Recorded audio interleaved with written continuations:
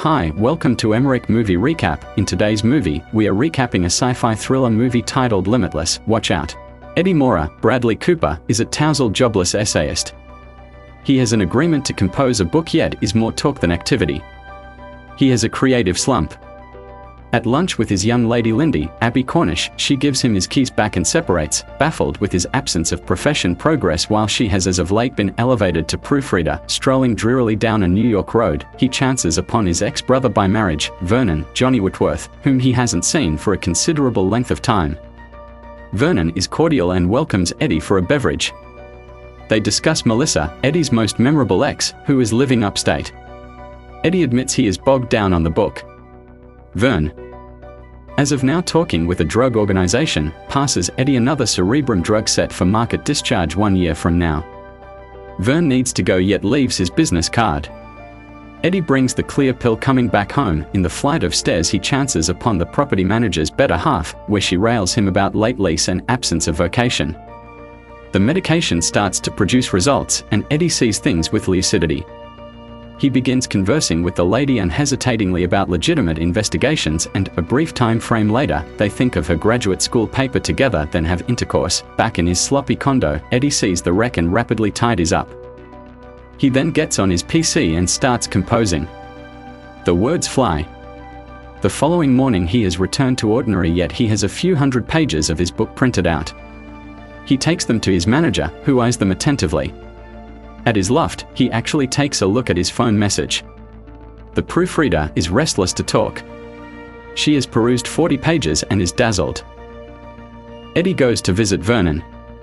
Vern's face is blooded yet won't express out loud whatever occurred. However, he makes sense of the medication is called NZT48 and requests that Eddie get his laundry and some food.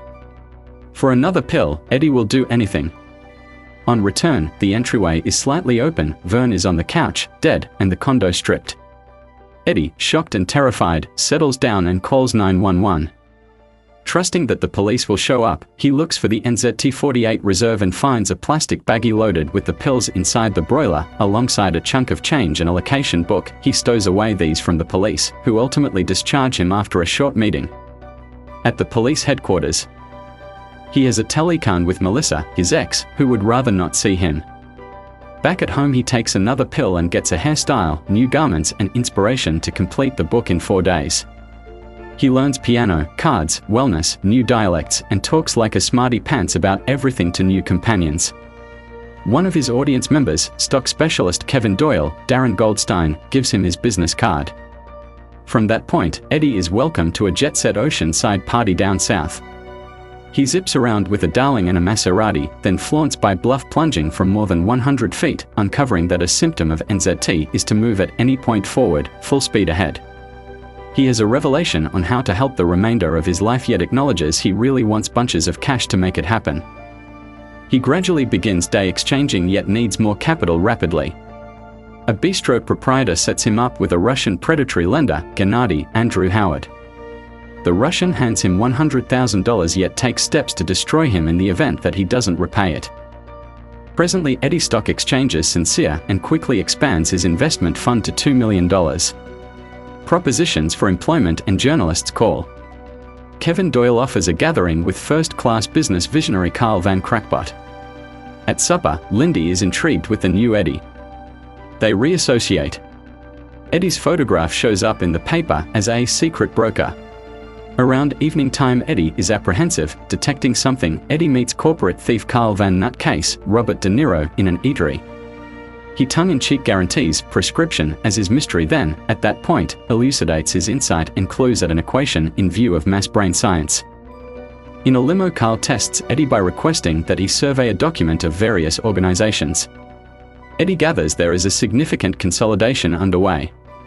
Carl dropped off Eddie in Chinatown and welcomes him the following day for another gathering. Strolling, Eddie forgets about time, an arising symptom of NZT. Among disconnected occasions, he reviews Bruce Lee motion pictures to assist him with engaging a group of muggers in a metro station. He then, at that point, winds up in a bar and meets new companions and shags a blonde lady. After 18 hours he winds up back to ordinary, limping yet without memory of late occasions. His jar of NZT48 is almost vacant and he can't unravel the corporate documents any longer. He assembles to ask off the conference with Carl, yet Kevin persuades him to join in. Carl gets some information about Hank Atwood, a corporate opponent who appeared suddenly to conspicuousness quite a while back, yet on the television Eddie sees a news thing about the homicide of a blonde lady in a lodging the earlier day. He pardons himself and retches outside, dreading he might have killed the young lady during his power outage. Unfortunate of NZT's incidental effects prior to taking another pill, Eddie attempts to track down Vernon's different clients to see more, yet each call is an impasse, with clients either dead or hospitalized. The following call he makes unintentionally rings the telephone of the tancoat troublemaker sitting on the opposite side of a parquet. Eddie understands the association first and makes a departure. He meets his ex Melissa, Anna Friel, in a bistro. She is a strung-out addict who concedes she took NZT as well, yet quit taking it when she understood nobody could work at that degree of mental action without terrible results. Then, at that point, determined from Vernon that different clients had passed on. Presently off of it for quite a long time, she can't focus for over 10 minutes and her life is a wreck. She encourages him to tighten gradually as pure and simple kills. She leaves with an articulated limp. Russian predatory lender Gennady tracks down Eddie and requests his cash. In rousting Eddie, he recognizes a dropped NZT pill and takes it. He feels far better and, subsequent to getting his $100,000 back, lets Eddie go. Eddie, debilitated and wrinkled, lurches into Lindy's office. He tells her beginning and end, concedes he really wants the medications, and concedes concealing his primary reserve in her home. Leaving Eddie fell on the floor of her office, she recuperates the plastic pack herself. However, in the taxi returning, the man in the tan coat from the parquet assaults. He violently kills two observers that attempt to help her as she runs off and conceals in Focal Park. She telephones Eddie, who urges her to take one of the pills. Under its impact, Lindy escapes by utilizing an ice-skating young lady as a weapon, slashing the substance of the tan coat man. Eddie and Lindy rest together. However, in the first part of the day she dresses and is sullen. She believes that nothing more should do with NZT. Eddie says he really wants additional time with it to set things up. Lindy leaves him. Yet again Gennady meets Eddie, this time needing more pills. A short time later, Eddie employs two guardians. He meets Carl once more, looking and acting sharp, and is placed accountable for facilitating the biggest corporate takeover ever. Eddie has sorted out the legitimate measurements to take, making sure to eat and evade liquor to keep away from power outages. He arranges up custom-made suit with vague compartments to conceal his pills and recruits a scientific expert to figure out the NZT pills in a shorter half-year. At the workplace, Carl is disturbed. Atwood is in a trance-like state and Carl needs to know where Eddie has been, thinking Eddie realizes what is happening and thinking disloyalty. In the washroom, Eddie finds his pills are missing, taken. A crate shows up addressed to him. Eddie gets the container and weighs out, abandoning a raging van crackpot. Inside the case, the cut-off hands of his two guardians. At the townhouse, Eddie sits in front of the television and sees Mrs. Atwood and her legal advisor, who's additionally his legal advisor, Morris Brandt. As he understands that is where his secret pills went, he sees the Russians coming for him from the surveillance cameras, who attack his steel entryway with a trimming tool.